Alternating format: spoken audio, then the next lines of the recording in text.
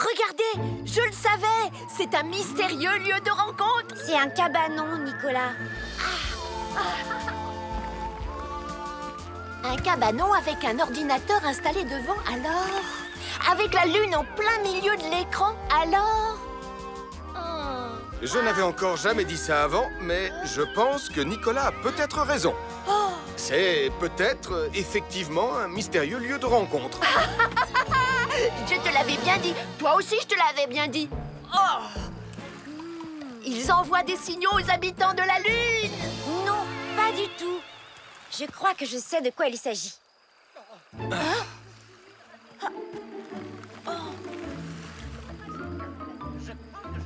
Je ne sais pas s'il y a des habitants sur la Lune, mais ce qui est sûr et certain, c'est qu'il y a beaucoup trop de personnes entassées dans ce tout petit bateau. La marée nous fait dériver trop loin. Non, mais faites attention au télescope. Il aurait pu tomber à l'eau. Oh, je suis désolée, professeur Barbichèvre. Vous voulez bien arrêter d'écorcher mon nom, s'il vous plaît? Oh, pardon, je voulais dire Barbichette. Moi, j'aime bien le fromage de chèvre. Oh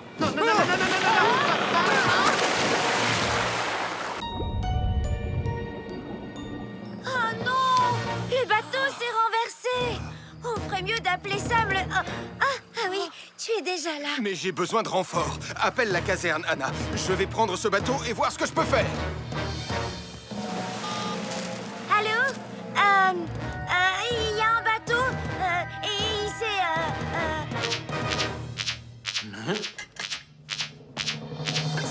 Un mystérieux groupe de personnes était à bord d'un bateau qui a chaviré alors qu'ils essayaient de contacter les habitants de la Lune. Un mystérieux groupe de personnes était à bord d'un bateau qui a chaviré alors qu'ils essayaient de contacter les habitants de la Lune. Je vais tout de suite au centre de sauvetage en mer. Oh, je crois que j'ai besoin de vacances.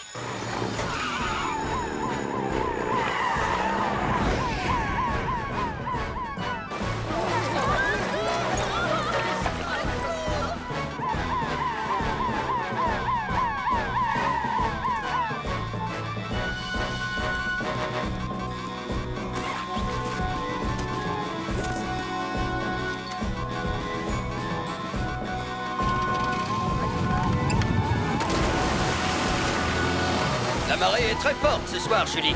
Ils peuvent être à des milles d'ici à l'heure qu'il est. Commence les recherches au nord, Ben. Sam est aussi à leur recherche. Message reçu, Julie.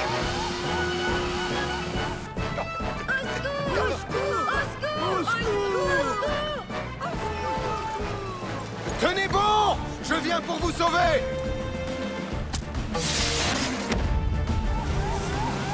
Regarde, c'est sûrement Sam qui l'a envoyé.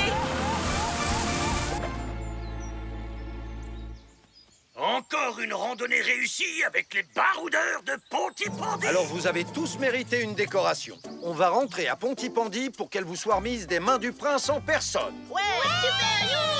Oh là là, j'ai trop hâte de voir le prince! J'ai un cadeau à offrir à son petit garçon. C'est aussi un prince, tu sais. Qu'est-ce que tu veux qu'il fasse de ton ridicule petit cadeau? Oh, stop! Normalement, il aurait dû y avoir un pont. Oh non! On ne rentrera jamais à temps pour voir le prince. C'est bon, Elvis. Je crois que le tapis est assez sec comme ça.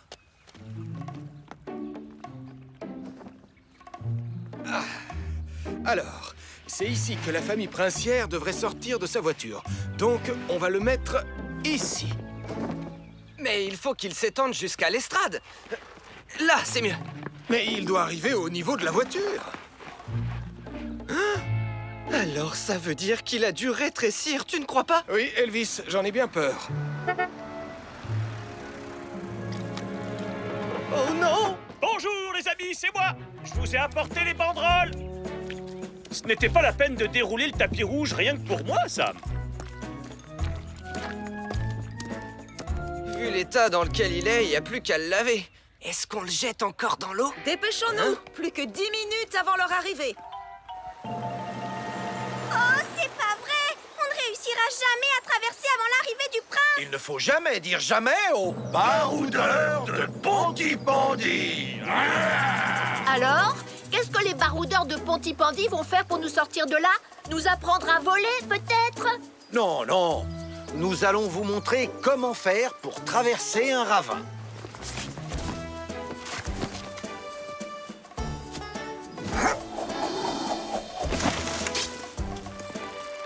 Et voilà le travail. C'est plus solide qu'un pont en pierre. On sera de retour en un rien de temps.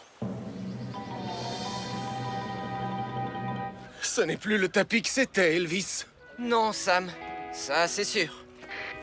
Quoi? La famille princière? Je veux dire les manchots? Enfin, peu importe. Le prince et la princesse ont fait un arrêt imprévu à la supérette de Denise Prime, si j'ai bien compris. Quoi? En voilà une drôle d'idée. Apparemment, ils auraient oublié le jouet préféré du jeune prince et ils se sont arrêtés pour essayer de lui trouver autre chose. Et alors, à quoi bon les attendre ici? Le dernier qui voit le prince est une poule mouillée.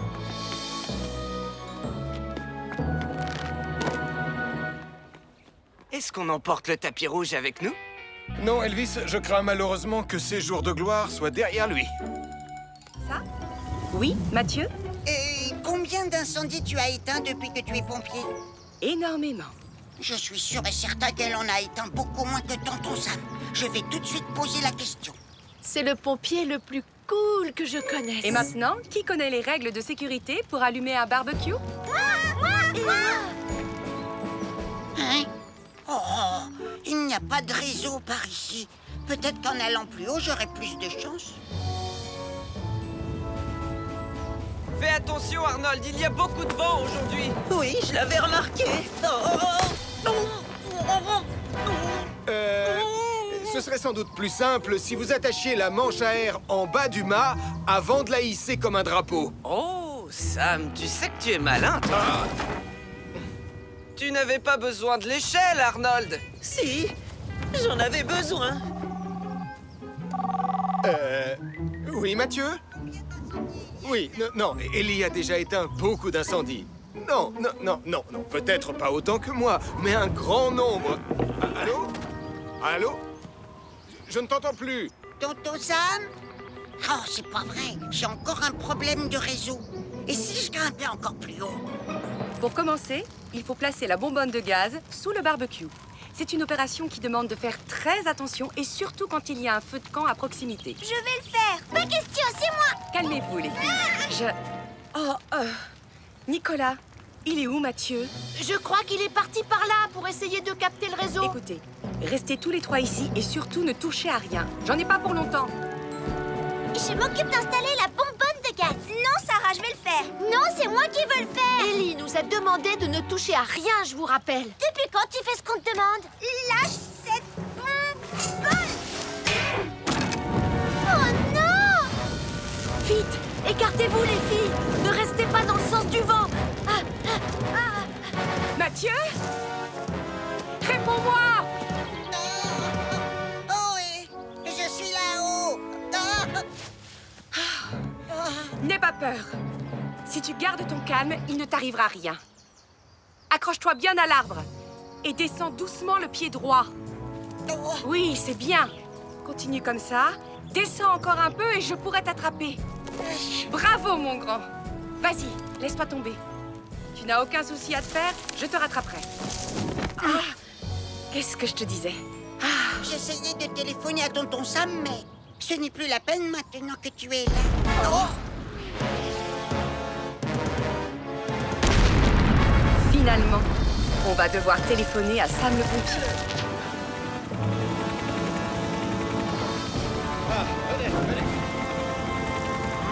Oh, ça va être vraiment super génial. J'ai hâte d'être à bord. Oh, j'adore Wallaby 2. Nicolas et Denise Prime sont coincés dans un arbre à l'intérieur de leur voiture au-dessus d'un ravin dans les bois. Viens avec moi, Elvis. J'ai besoin de ton aide pour ce sauvetage. Écoutez, les jeunes cadets, on retourne au centre. Quoi? Alors ça, c'est vraiment pas juste.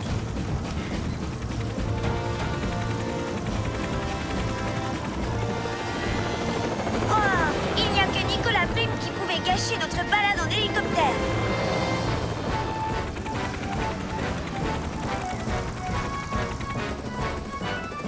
On s'est équipé, Tom. On arrive bientôt. Terminé. Le ravin est droit devant. Terminé. La voiture risque de tomber à chaque instant. Je vais commencer par la sécuriser et ensuite, on pourra secourir Nicolas et Denise.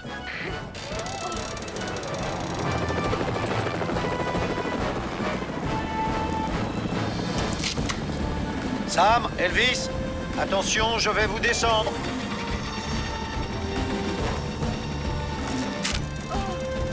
La voiture est sécurisée. Nicolas et Denise, ne bougez pas, on vient vous chercher. Ça va aller. Vous allez rester tous les deux parfaitement immobiles pendant qu'on ouvre les portières. Tu es prêt, Elvis? 1, 2, 3. Maintenant, on va se pencher à l'intérieur de la voiture et vous attacher avec un harnais. Vous êtes prêts? Très bien. Accrochez-vous. Tout va bien. Tu peux nous remonter.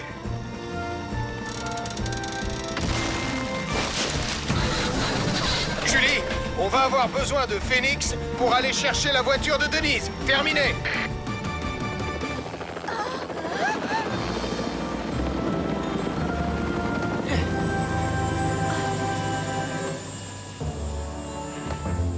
Sam nous a dit par radio que c'est toi qui avais appelé la caserne et que tu avais réussi à rester très calme. Pour te récompenser, je te donne une étoile des jeunes cadets. Alors là, on aura vraiment tout vu. Vous avez vu comme mon étoile est brillante? Et en plus, j'ai fait une balade à bord de Wallaby 2. Tout ça, c'est ma faute. J'étais en retard pour emmener Nicolas à la gare. Et ensuite, j'ai conduit beaucoup trop vite. Surtout, ne vous approchez pas. C'est à moi, Daniel Steele. Mais qu'est-ce que tu fais, Nicolas?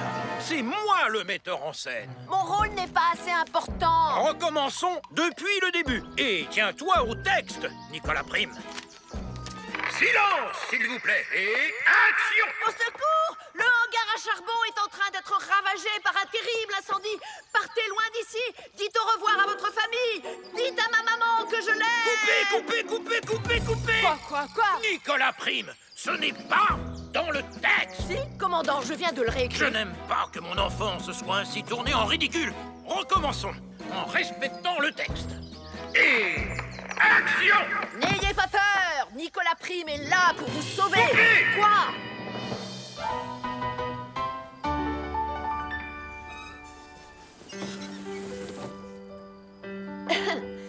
Un beau jour, il y a très longtemps, je dirais même très longtemps. Va à l'essentiel, s'il te plaît. C'est ce que je fais.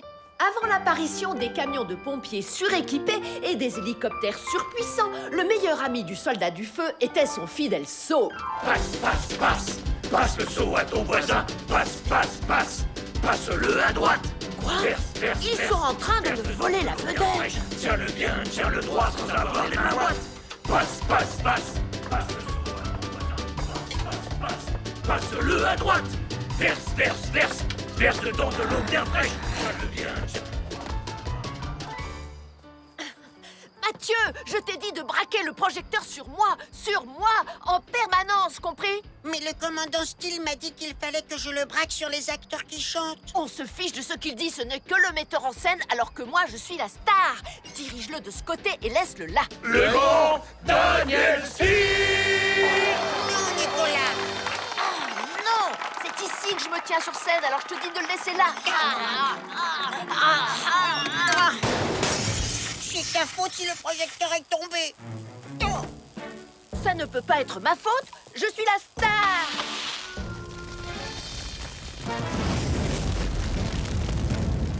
Hein? Faites attention, il y a le feu. Ça doit être le coup de théâtre. Je ne m'y attendais pas du tout. Non, ça ne fait pas partie du spectacle. C'est... Écoutez-moi attentivement. Vous devez évacuer les lieux sans perdre un instant.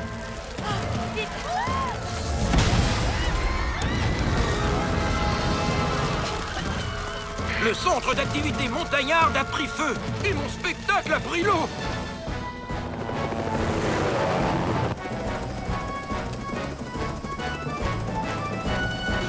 Regardez, Terre 3 devant. Mais tu vois bien que c'est le phare et pas le port. Et on pousse droit sur la falaise. Ah, Sarah, tourne. J'ai du mal à piloter à cause des vagues qui sont trop grosses. Oh non! Comment ça se fait que Mathieu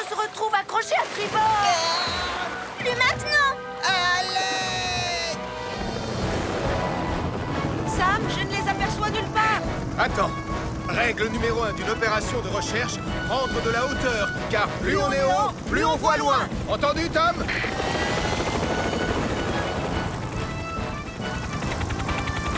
Ça y est, je les vois, ils sont du côté du phare. Mathieu est tombé à l'eau. Dépêchons-nous de lui porter secours. Vas-y, Mathieu, essaye d'attraper la perche. Je n'y arrive pas. Voilà les secours. Prends la sangle de hissage. On n'a pas le temps. Toto, ça. Je te tiens, Mathieu.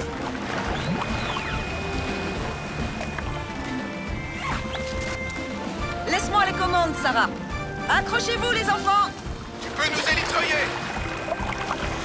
Tout va bien, Julie? Tout va bien, Sam. Je vais ramener les autres au port.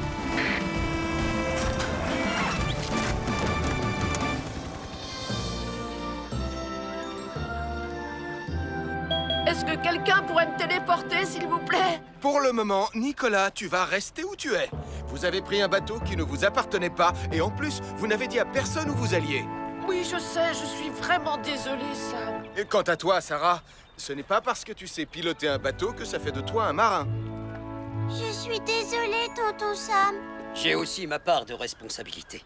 J'aurais dû retourner à Marée Neptune au centre de sauvetage en mer avant d'aller déjeuner. Oui, effectivement. L'appel des beignets de poisson de Béatrice est fort, mais essaye d'y résister à l'avenir. En tout cas, on a capturé tous les insectes extraterrestres. Oui, sauf moi. Alors j'espère que ça signifie que cette course est terminée. Vous avez le droit de vous amuser à condition de ne prendre aucun risque. Vous devez faire attention à tout ce qui vous entoure. Un nouveau jeu vient de sortir. La chasse aux insectes extraterrestres numéro 2, la légende du méga scarabée. Oh non. Oh, ah, ah, une nouvelle expédition à bord du vaisseau Nicolas Prime. Nous allons nous aventurer là où aucun garçon ni aucune fille n'a jamais mis les pieds. Laserman a eu ses super pouvoirs le jour où il a été frappé par un rayon laser. Je suis sûre d'avoir rangé mon pistolet laser là-dedans.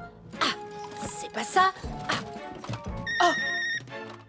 Waouh! Qu'est-ce qui m'est arrivé? Oh!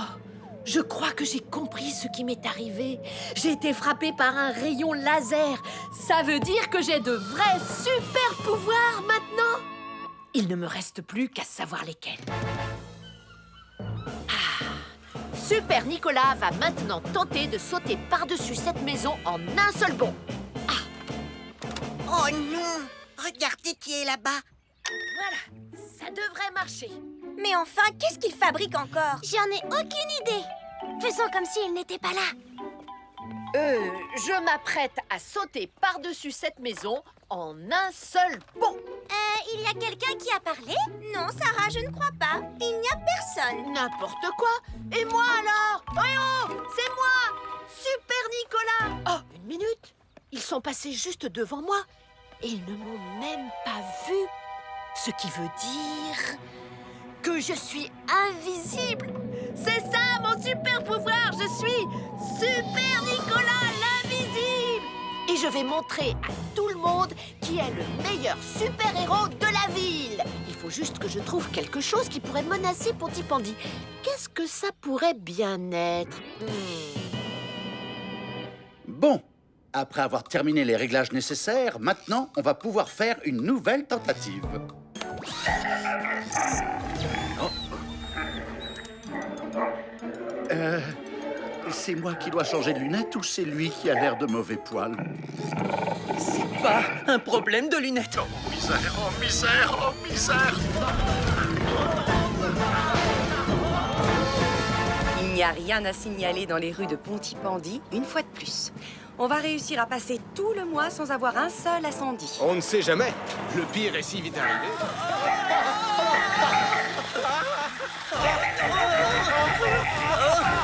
Regardez! Oh, c'est le chien pompier 2000. On dirait que c'est une mission pour Atomique Mathieu. Sois prudent, je t'en supplie!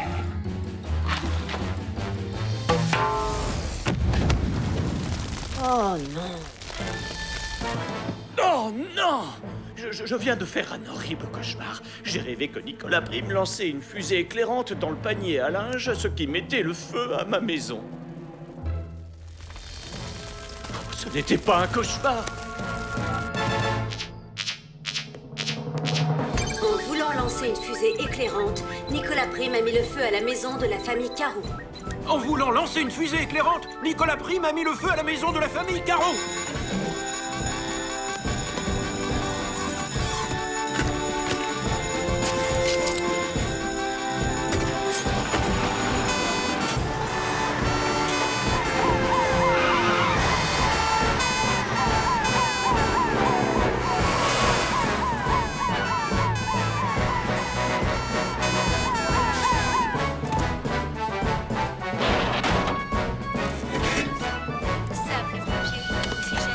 Ellie, Elvis, restez à l'extérieur pour éteindre l'incendie. Julie et moi, on va voir s'il y a des personnes à secourir. Oui, Sam.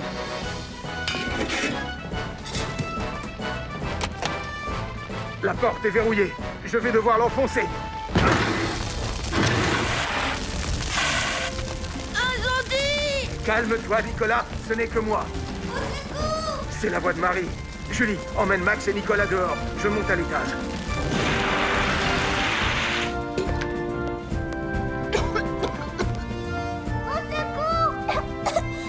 J'ai de plus en plus de mal à respirer. Allonge-toi par terre et éloigne-toi de la porte. J'arrive. Ah. Tu n'as plus rien à craindre.